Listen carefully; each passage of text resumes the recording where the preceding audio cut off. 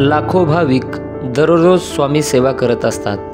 स्वामी सेवा करताना काही गोष्टी कायम ध्यानात ठेवायला हव्यात, अन्यथा त्या स्वामी सेवेचा काहीही उपयोग होणार नाही असे म्हटले जाते. तुम्ही या गोष्टीचे पालन करता का? स्वामी भक्तांसाठी अक्कलकोट पंढरी मानली जाते. लाखो भाविक अक्कलकोटला जाऊन आवर्जून श्री स्वामी समर्थ महाराजांचे दर्शन घेत असतात. गुरुवारी आवर्जून स्वामींची विशेष पूजा सेवा असंख्य भाविक करत असतात. नित्य नेमाने स्वामींची पूजा करणे, दररोज पूजन करणे हा भाविकांचा नित्यक्रम सुरूच असतो. अनेक जण न चुकता स्वामीचे नामस्मरण, उपासना, स्वामी मंत्राचे जप, तारक मंत्राचे पारायण अशा गोष्टी करत असतात. आपल्या सेवेने स्वामी प्रसन्न व्हावेत, आपल्या इच्छा पूर्ण व्हाव्यात, आपल्यावर स्वामींचा वरदहस्त कायम राहावा असे वाटत असते. परंतु आपल्या इच्छा, आकांक्षा व संकल्प साध्य होण्यासाठी काही गोष्टी करणे आवश्यक ठरते. या गोष्टी आवर्जून करायलाच हव्यात. या गोष्टीचे भान ठेवूनच स्वामी सेवा करायला हवी असे सांगितले जाते. मुळात स्वामींची सेवा करावी हा विचार मनात यायलाही स्वामींचीच कृपा लागते. आपले पूर्व सुकृत बळकट असावे लागते, तरच स्वामींची सेवा लाभते, त्यांची सेवा करायला मिळते. एकदा का हा विचार मनात रुजला की समजावे या जन्मातील तुमची आणि स्वामींची भेट आता फार दूर राहिलेली नाही. स्वामी सेवा करताना सर्वप्रथम अंतर्मुख झाले पाहिजे. आपल्या जन्मापासूनच ते आपल्यासाठी खूप काही करत आहेत आणि करत राहणार आहेत. मी काय करतो त्याच्यासाठी हे महत्त्वाचे आहे. नुसते स्वामी स्वामी करून होत नाही, तर त्यांच्या आज्ञेत राहणे आणि त्यांचा शब्द खाली पडू न देणे ही तर खरंच कसोटी आहे.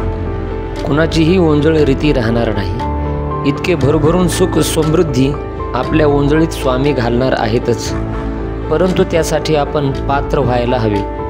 आपण तेवढे स्वामीमय व्हायला हवेत. अगदी मनाशी एकाग्र आणि तल्लीन होऊन स्वामीची भक्ती करायला हवी, सक्षम व्हायला हवे. आजही अनेकांना स्वामी समर्थ महाराजांच्या कृपेचा अद्भुत अनुभव येतो.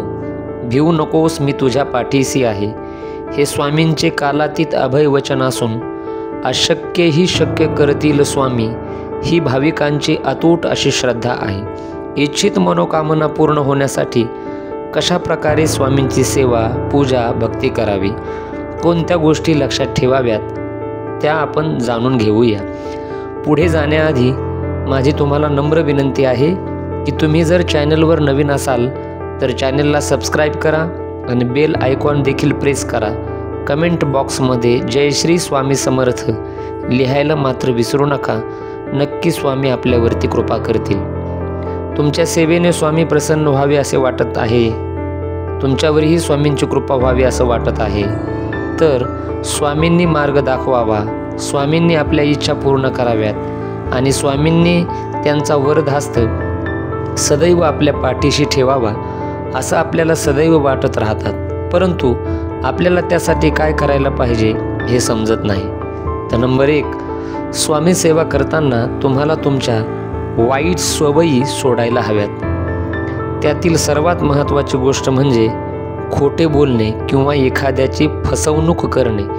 वाईट आचरण करणे, खोटेपणाने वागणे या गोष्टी स्वामी सेवा करताना अजिबात चालत नाहीत.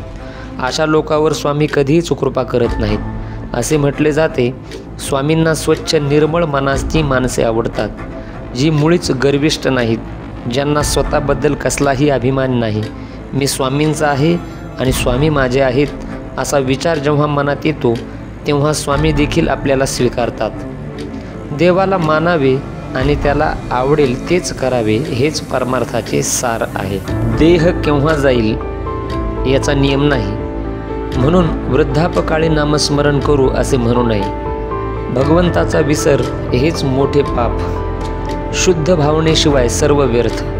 भोग आणि दुःख यात वेळ न घालवता श्री स्वामी समर्थ मंत्राचा अखंड नामस्मरण करून आयुष्याचं कल्याण करून घ्यावं आणि लोकांना सुद्धा स्वामीच्या सेवेला लावावं. नंबर 2, आपले विचार नेहमी सकारात्मक असावे. काही जण सतत नकारात्मक विचार करत असतात, स्वतःबद्दल आणि इतरांबद्दल नकारात्मक बोलतात. असे लोक कधी यशस्वी होऊ शकत नाही.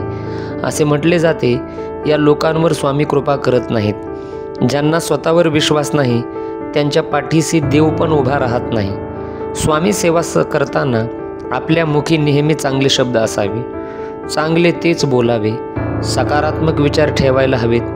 आपण स्वतः सकारात्मक व्हावे आणि इतरांबद्दल देखील सकारात्मक बोलावे. कोणालाही वाईट बोलू नये, कोणाबद्दल वाईट विचार करू नये आणि सगळे व इतरांच्या भल्याचा विचार करावा. कोणाचेही वाईट व्हावे असे मनामध्ये एकदाही विचार आणू नयेत.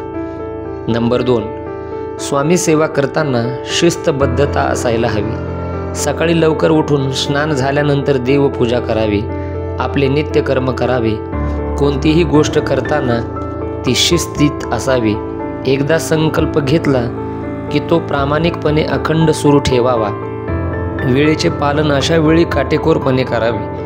म्हणजे एखादा संकल्प केला आणि तो फक्त आजच पाळला गेला, उद्या त्याच्यामध्ये खंड पडला तर अशा वेळी स्वामी प्रसन्न होत नाही. एखादी गोष्ट करण्याचा निर्णय घेतला तर ती पूर्ण पार पाडल्याशिवाय आपल्याही मनाला चैन पडता कामा नाही.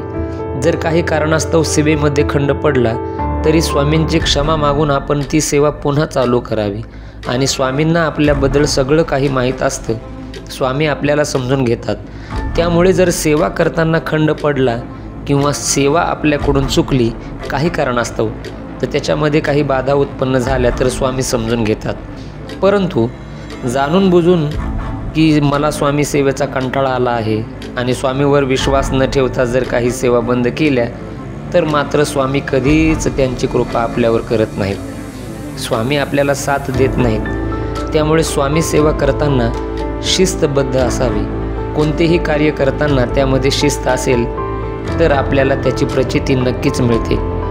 आनंदाने स्वामी सेवा करावी, त्याच्यामध्ये कसलाही कंटाळा करू नये. याउलट जास्तीत जास्त स्वामी सेवा कशी करता येईल, आपल्या श्वासाबरोबर स्वामींचे नाम कसे मुखात राहील याकडे मात्र भक्तांनी लक्ष द्यावे. नंबर 4, दुसऱ्याबद्दल वाईट विचार चिंतने, दुसऱ्यावर विनाकारण जळणे, इतरांच्या पाठून त्यांच्याबद्दल वाईट बोलणे, विनाकारण एखाद्याची बदनामी करणे, अशा गोष्टीमुळे आपले कर्म खराब होत असतं. स्वामी अशा मत्सरी लोकांच्या पाठीमागे कधीही उभे राहत नाहीत. त्यामुळे कोणाचाही द्वेष करू नका, मन चांगले ठेवा.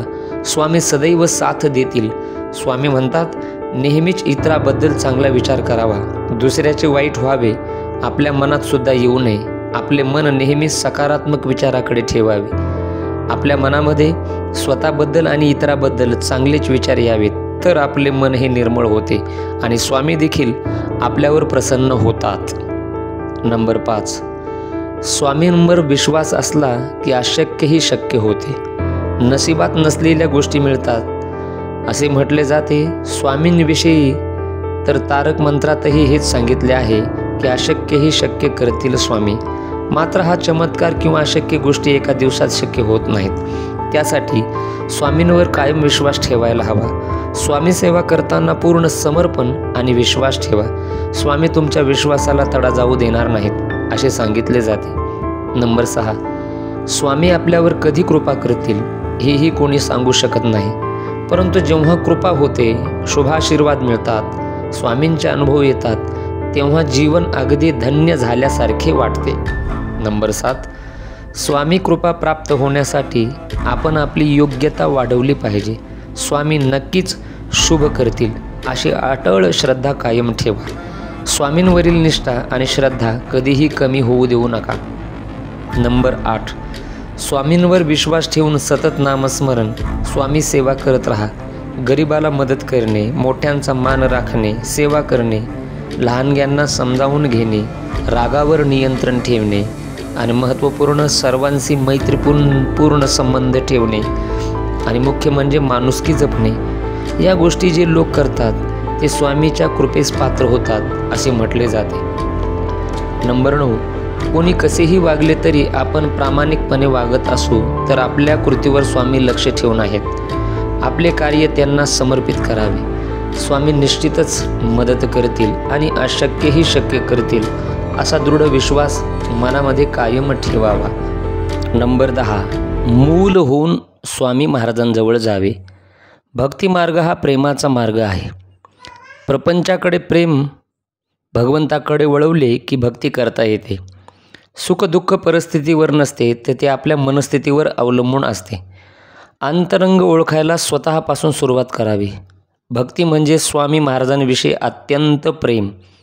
नंबर 11, मिरच्या, मीठ, मिरे इत्यादी पदार्थ एकत्र करून जसा मसाला तयार करतात, त्याचप्रमाणे स्वामी महाराजांच्या प्राप्तीसाठी 3 गोष्टीचा मसाला पाहिजे: शुद्ध अंतकरण, शुद्ध आचरण आणि श्री स्वामी समर्थ मंत्राचं अखंड नामस्मरण.